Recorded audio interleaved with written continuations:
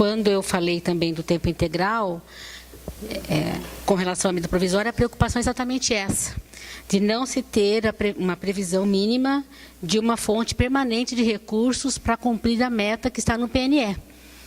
E isso é extremamente grave, porque o tempo integral não se faz assim, de forma provisória, né? Se é uma política, ela tem que prever uma expansão com metas, né?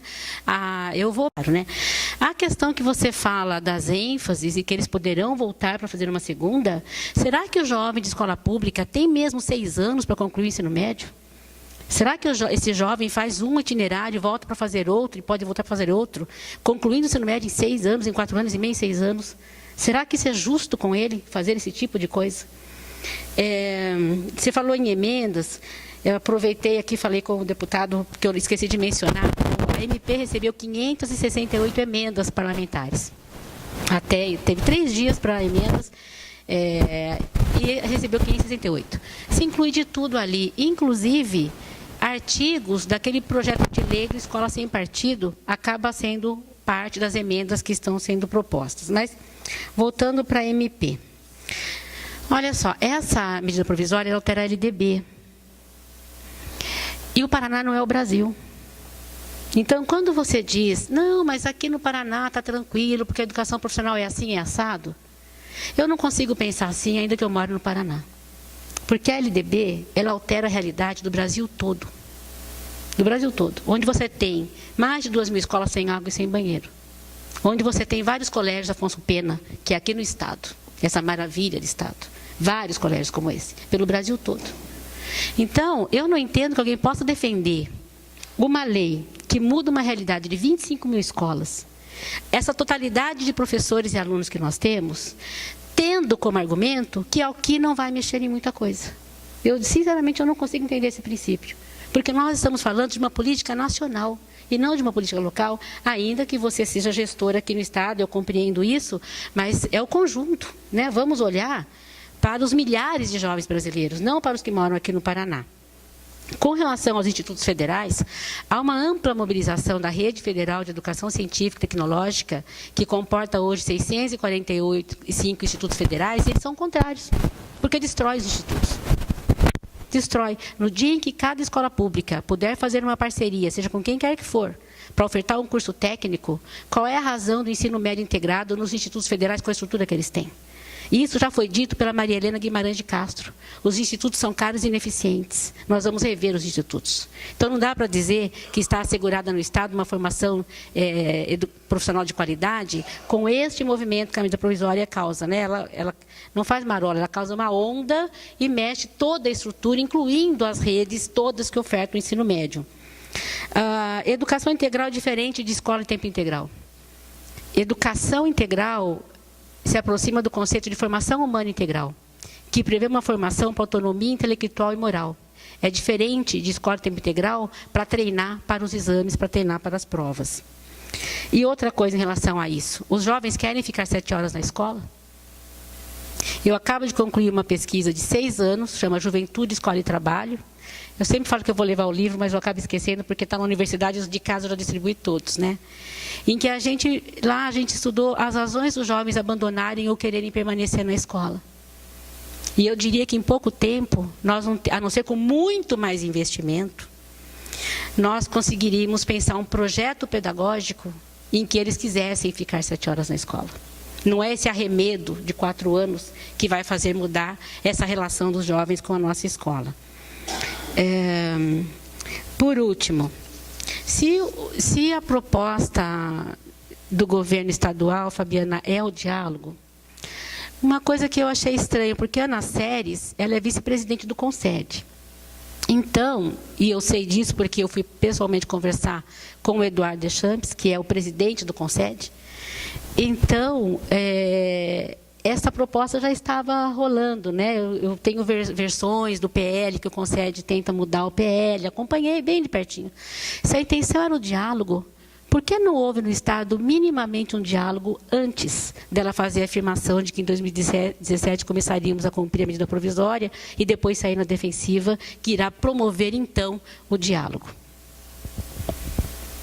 Então, até já respondendo à professora Mônica, que ela pergunta, bom, você diz que é diferente aqui, né? Eu penso que é diferente dentro do processo, se a gente compara. Cada estado tem a sua especificidade. Em nenhum momento eu disse que é maravilhosa ou que não precisamos melhorar.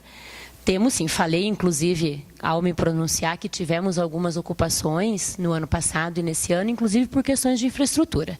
Então, em Maringá, a questão da merenda, em Ponta Grossa, a questão das salas de madeira, e tudo isso a gente acompanhou, foi lá, trabalhou dentro das propostas que tínhamos naquele momento para as melhorias e para o atendimento de tudo que estava ali, né? Sempre muito próximo, o diálogo inclusive com o Matheus, que estava naquele momento responsável pelas ocupações.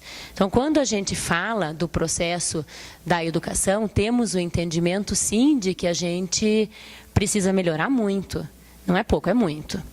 Quando a gente propõe 3 escolas piloto em tempo integral, temos o pleno entendimento de que educação integral é completamente distinta de tempo integral. Então, a gente tem 3 escolas do ensino médio em tempo integral, numa proposta, inclusive, de tentar entender. Funciona, não funciona? O jovem quer ficar 7 horas, não quer ficar 7 horas? Em Cascavel, por exemplo, a gente já sabe. O modelo não está funcionando de acordo com o que a gente tem proposto. Londrina está indo bem, Cantagalo está indo bem, Cascavel não. E não tem problema em olhar para isso. Aliás, eu acho que a gente aprende muito mais com o que dá errado do que com o que dá certo, né? Cascavel a gente tem olhado com muita atenção. O que foi que aconteceu? Qual foi o equívoco que teve? Porque a gente reuniu a comunidade, a gente perguntou para os pais, a gente chamou os estudantes para saber, explicou o que era um modelo de tempo integral. Eles começaram com 38 alunos e a gente está tendo uma migração que eles estão voltando para o tempo regular. Não deu certo, a comunidade não se adaptou. E não tem problema, a gente vai olhar para isso e vamos refazer, inclusive, para ver o que foi que deu problema ali, para as próximas escolas que a gente vai adotar em tempo integral, que a gente possa não cometer o mesmo equívoco. O recurso, a gente entende que sim, esses 4 anos, ele diz que é por 4 anos dentro da portaria que a gente recebeu hoje, a gente não tem segurança e nem garantia nenhuma. Nos últimos anos, tudo que a gente tem feito já tem sido feito com muita consciência de que o investimento, o recurso é do Estado, então vem sempre um aporte do governo federal, mas começa às vezes um programa e não termina. A gente sabe, a gente teve o Ensino Médio Inovador, a gente teve o Mais Educação, a gente teve diversos outros programas que a gente começa, termina. O que a gente entende que é muito importante para a manutenção da educação, a gente faz com recurso do Estado, né? E isso não é só dessa gestão, tem sido assim. O que o Paraná entende que é importante, tem uma manutenção. Deixa só eu abrir aqui o bloquinho de notas.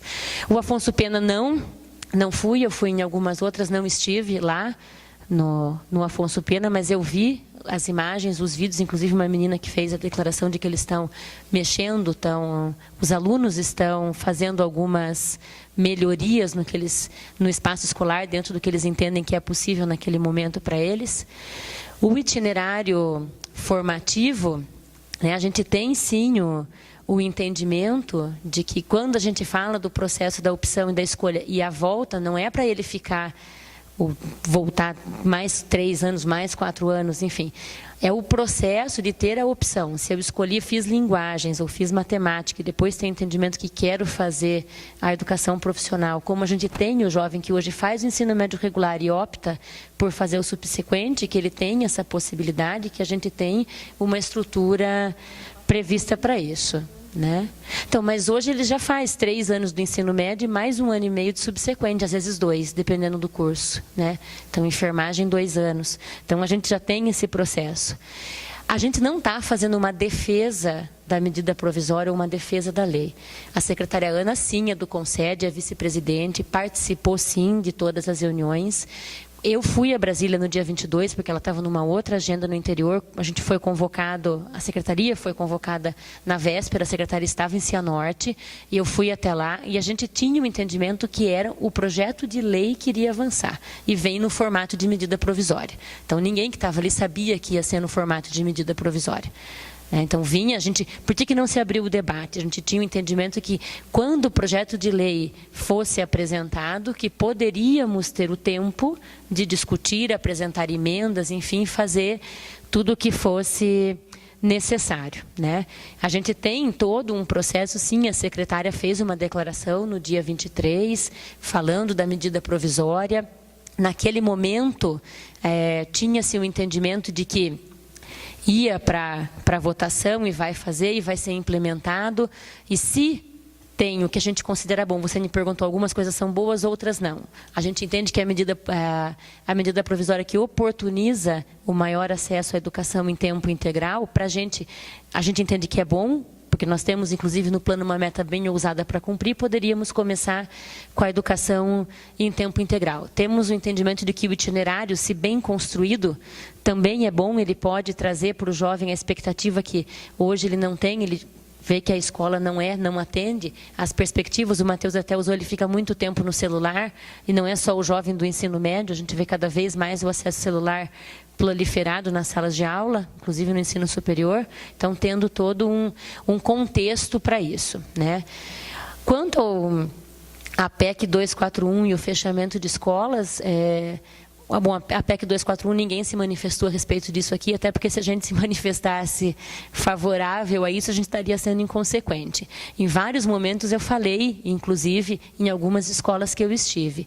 A PEC 241, ela é antagônica à medida provisória, uma medida provisória que prevê aumento de investimentos, inclusive na educação em tempo integral, e se eu venho com a PEC 241, que limita o investimento em educação, é antagônico. Eu tenho um projeto que aumenta e uma PEC que regula e limita o investimento. Então, a gente não pode ser contraditório, né?